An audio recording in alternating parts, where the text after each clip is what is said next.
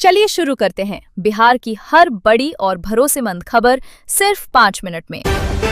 बिहार की बड़ी राजनीतिक खबर। बिहार की राजनीति से एक अहम खबर सामने आई है। नीतीश कुमार ने जदयू विधायक दल के नेता की जिम्मेदारी अब श्रवण कुमार को सौंप दी है। दरअसल एक दिन पहले हुई बैठक में विधायक दल ने नीतीश कुमार को नेता चुनने का अधिकार दिया था। इसके बाद उन्होंने श्रवण कुमार के नाम पर फैसला लिया। श्रवण कुमार पार्टी के पुराने और भरोसेमंद चेहरों में गिने जाते हैं। वो पहले भी सरकार में कई महत्वपूर्ण विभाग संभाल चुके हैं। नालंदा सीट से उनका रिकॉर्ड भी काफी मजबूत रहा है। 1995 से लगातार जीतते आ रहे हैं। ऐसे में माना जा रहा है कि ये फैसला संगठन को मजबूत करने की दिशा में एक बड़ा कदम है। मुंगेर में पीएम आवास योजना को लेकर बड़ा अपडेट। मुंगेर से एक अहम खबर सामने आई है। यहाँ प्रधानमंत्री आवास योजना के तहत हजारों लोगों के आवेदन रद्द कर दिए गए हैं। प्रधानमंत्री आवास योजना ग्रामीण के नए चरण में एआई के जरिए जांच की गई, जिसमें करीब 33,000 आवेदन अयोग्य पाए गए।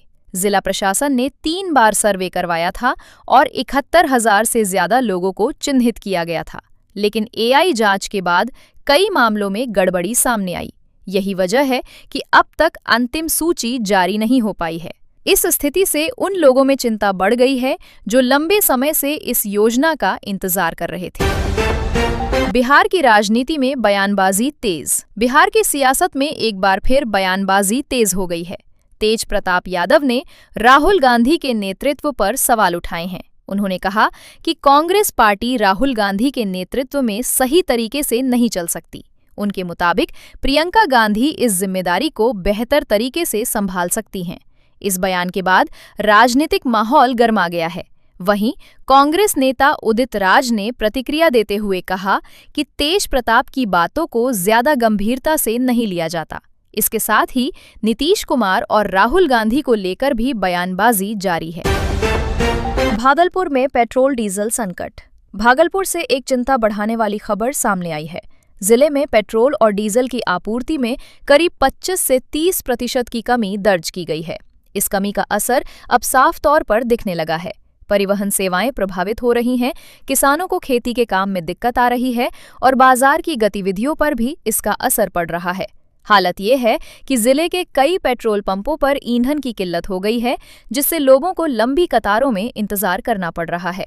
बताया जा रहा है कि अंतर्राष्ट्रीय परिस्थितियों के कारण सप्लाई प्रभावित हुई है। हालांकि जिले में आई ओसीएल, एचपीसीएल और बीपीसीएल के करीब 100 पेट्रोल पंप मौजूद हैं, फिर भी आपूर्ति में कमी ने पूरे सिस्टम पर दबाव बढ़ा दिया है। गया में भीषण आग, दुकानें और मकान जलकर राख। गया के मानपुर इलाके से एक दर्दनाक खबर सामने आई है। भुसुंडा इलाके में देर रात भीषण आग लग गई, जिसमें करीब 10 दुकानें और एक मकान जलकर पूरी तरह खाक हो गए। आग इतनी तेजी से फैली कि लोगों को संभलने का मौका तक नहीं मिला। देखते ही देखते दुकानों में रखा सारा सामान जलकर राख हो गया। स्थानीय लोगों के अनुसार घटना के बाद इलाके में अफरा तफरी मच गई।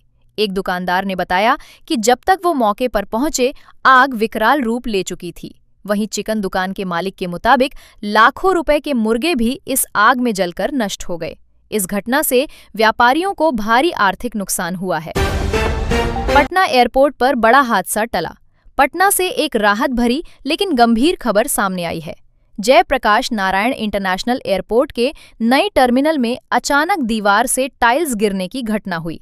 ये घटना अराइवल एरिया में पिलर नंबर 5 के पास हुई, जहां अचानक टाइल्स उखड़कर नीचे गिर गईं। गिरते वक्त टाइल्स पहले सेफ्टी के लिए लगे स्टील रॉड से टकराईं, जिससे तेज आवाज हुई और वहां मौजूद यात्रियों में हड़कंप मच गया। हालांकि राहत की बात ये रही कि इस घटना में कोई भी यात्री या कर्मचारी घायल नहीं हुआ।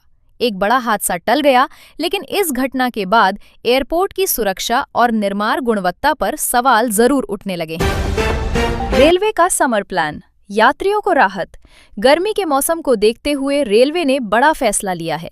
यात्रियों की सुविधा के लिए देश भर में हजारों समर स्पेशल ट्रेनें चलाई जाएंगी।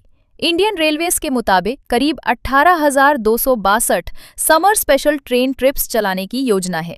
इसका सीधा फायदा उन यात्रियों को मिलेगा जो गर्मी की छुट्टियों में अपने घर या किसी दूसरे शहर की यात्रा करते हैं। पश्चिम चंपारण में सोलर पावर प्लांट की तैयारी। वेस्ट चंपारण से विकास से जुड़ी एक बड़ी खबर सामने आई है। जिले में जल्द ही 500 मेगावाट क्षमता का सोलर पावर प्लांट लगाया जा सकता है।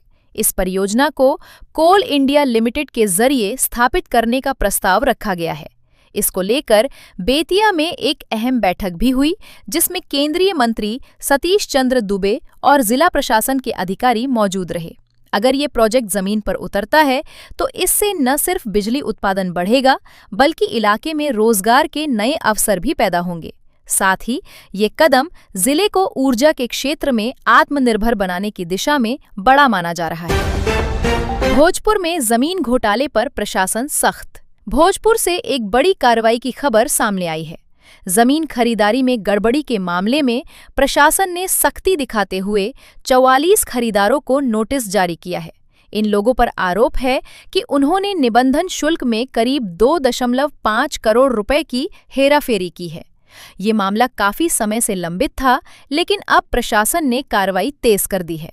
सूची में कई बड़े नाम भी शामिल बताए जा रहे हैं और अब इनके खिलाफ नीलामवाद की प्रक्रिया शुरू कर दी गई है।